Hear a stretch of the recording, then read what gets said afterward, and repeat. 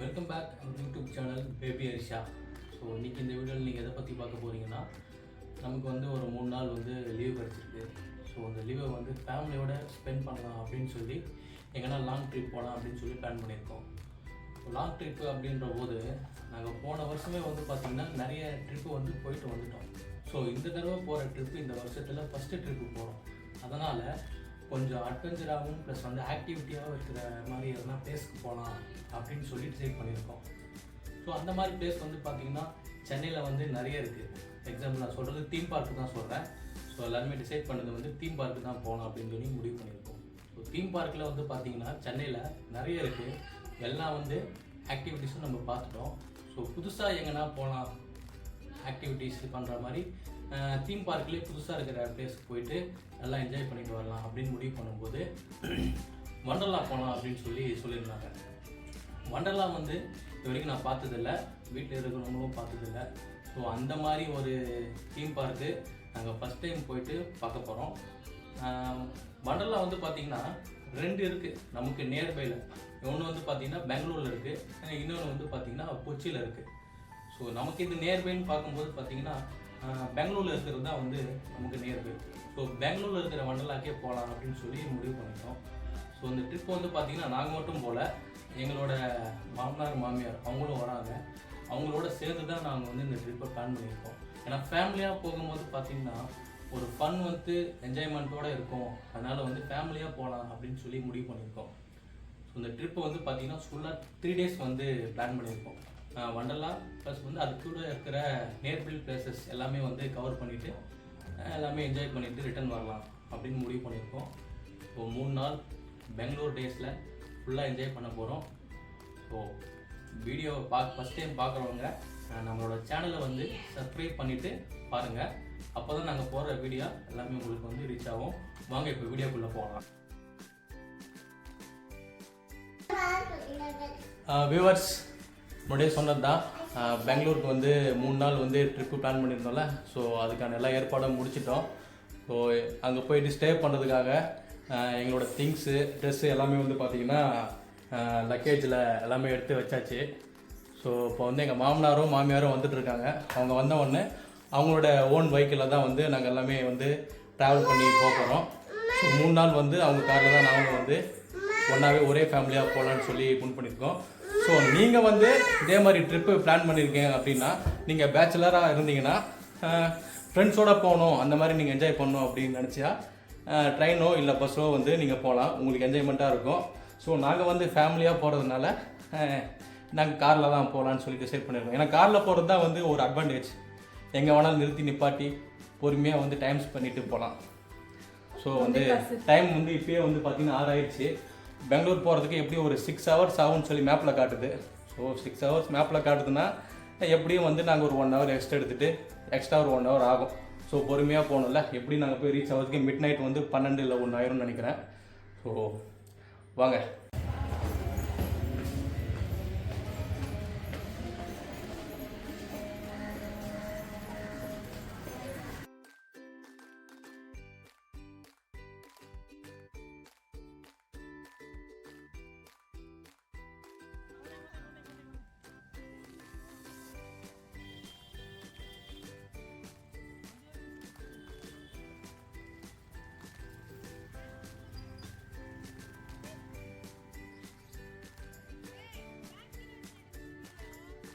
என்ன சொல்றேன்,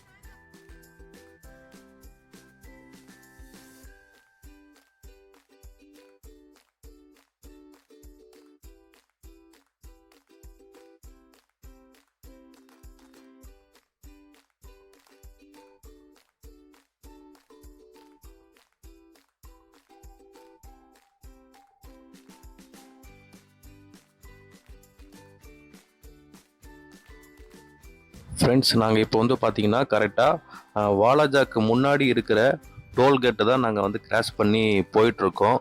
ஸோ அந்த டோல்கேட்டை நாங்கள் கிராஸ் பண்ணி போன உடனே எங்களுக்கு பசிக்க ஆரம்பிச்சிருச்சு.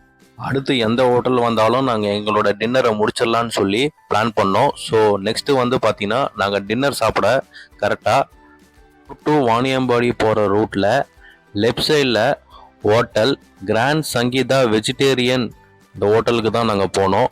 நைட் டைம்ன்றதுனால சரி வெஜிடேரியனே சாப்பிட்டுட்டு எங்களோட ட்ராவலை கண்டினியூ பண்ணலான்னு முடிவு பண்ணோம்.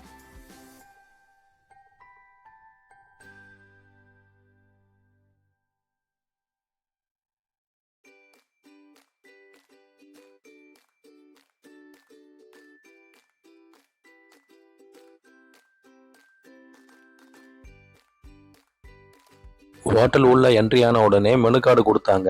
மெனு கார்டு பார்க்கும்போது நாங்கள் முன்னாடியே டிசைட் பண்ணிட்டோம் நாங்கள் தோசை தான் சாப்பிட போகிறோம் அப்படின்னு. சரி தோசையை நாங்கள் ஏகப்பட்ட வெரைட்டி இருந்துச்சு, மசால் தோசை, ஆனியன் தோசை, கீ தோசைன்னு. நாங்கள் கீ தோசை ஆர்டர் பண்ணோம். சரி ஆர்டர் பண்ணிவிட்டு வரதுக்குள்ள சரி ஹோட்டலை சுற்றி பார்த்துடலான்னு சொல்லி ஃபுல்லாக பார்க்கும்போது சும்மா சொல்லக்கூடாது, பேருக்கு ஏற்ற மாதிரியே கிராண்டாக தான் இருந்துச்சு இந்த ஹோட்டல். நீங்கள் யாராவது வெஜிடேரியனாக இருந்தீங்கன்னா இந்த ரூட்டில் அடிக்கடி ட்ராவல் பண்ணக்கூடிய ஆளாக இருந்தீங்கன்னா இந்த ஹோட்டலை வந்து ட்ரை பண்ணி பாருங்கள். எல்லாமே ரொம்ப அருமையாகவும் சுவையாகவும் இருந்துச்சு. கடைசியாக நாங்கள் ஆர்டர் பண்ண தோசை வந்துருச்சு. அந்த தோசையை நாங்கள் சாப்பிட்டுட்டோம். அதுக்கு கூடவே 4 வகையான சட்னி கொடுத்தாங்க. அந்த 4 சட்னியும் ரொம்ப டேஸ்ட்டாகவும் சூப்பராகவும் இருந்துச்சு. நாங்கள் அங்கே சாப்பிட்டு முடிச்சுட்டு எங்களோட ட்ராவலை நாங்கள் மறுபடியும் ஸ்டார்ட் பண்ண ஆரம்பிச்சிட்டோம்.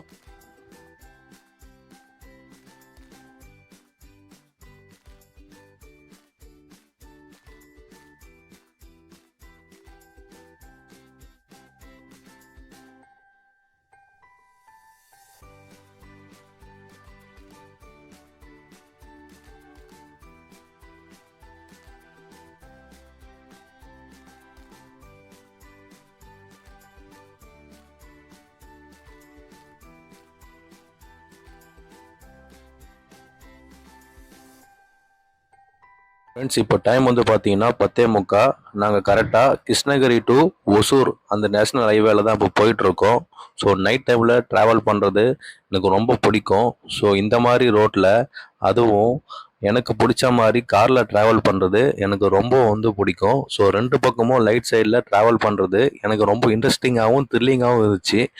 உங்களில் யாருக்காவது இந்த மாதிரி நைட்டில் ட்ராவல் பண்ணுறது பிடிக்கும்னா கீழே கமெண்ட் பண்ணுங்கள்.